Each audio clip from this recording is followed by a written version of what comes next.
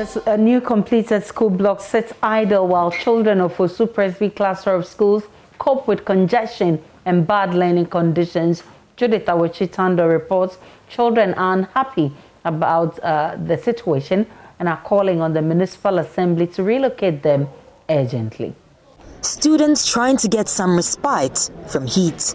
Instead of focusing on lessons, they are distracted by the environment. Ideally, education is meant to take place in a safe, convenient and comfortable environment. But here at the Osu Presby cluster of schools, the situation is different. Students have had to struggle in such dire learning conditions for years. In these times of coronavirus, students are expected to be socially distanced, but they are close together because of limited space. It affects my academic because sometimes I will come to school, I think I will feel comfortable to learn in school, but rather you come to school then you face all these challenges. Meanwhile, at school you have to feel comfortable to learn, to be able to learn well, but you come in, there is heat all over and dust, and the classrooms are not even big enough for us. Immediately we are coming to school, we polish our shoe. Like if we get to class during break time, when we get out, our madam will ask why we didn't polish our shoe, but we polish because of the dust and photos in our class. So it seems like we have not polished our school, and the classroom is full of heat. Like heat, everybody here almost has heat rashes because of the heat in this classroom. The complaints from students are well known to school authorities and even the Korle-Klottey Municipal Assembly. In fact, the assembly solved the problem by building a new classroom block. But what is most striking about this situation is that the fully furnished classroom block situated right across the street is slowly becoming a white elephant after sitting idle for 4 good years. The building has been barricaded and locked up by the contractor, whom we were told had not been fully paid. We had to climb onto a public transport vehicle to have a good view of the block.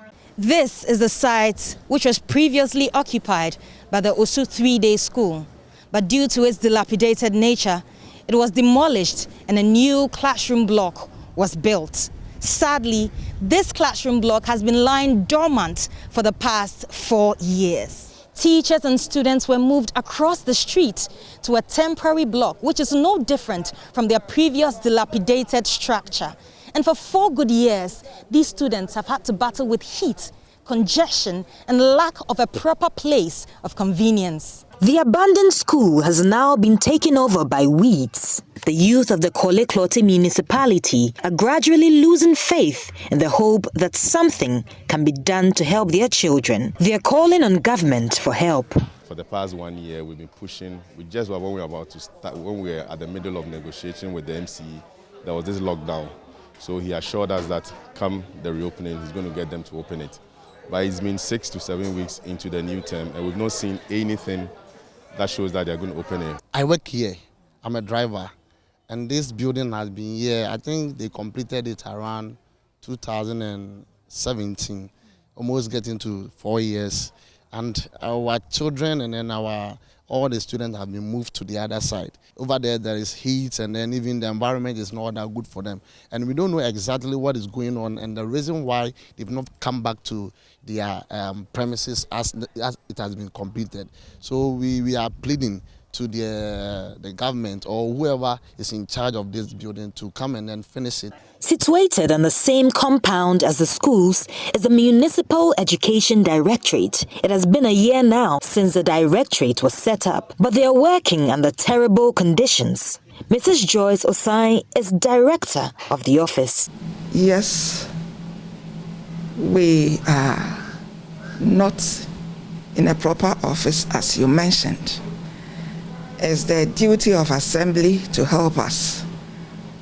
We visited the Municipal Assembly to get answers. Honorable Ni Ejay Teria is Municipal Chief Executive. The contractor was in a meeting with us, but it appears when she scrutinized those documents or the proposal we have given her, she is of the view that there's some shortfall somewhere.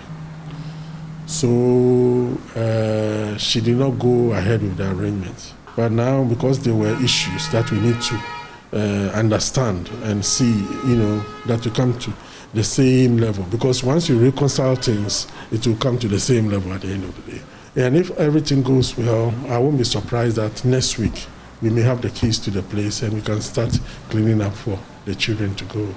A week for the school to be handed over, he has promised. JoyNews will surely follow on this developing story. Judith Awachitando, JoyNews.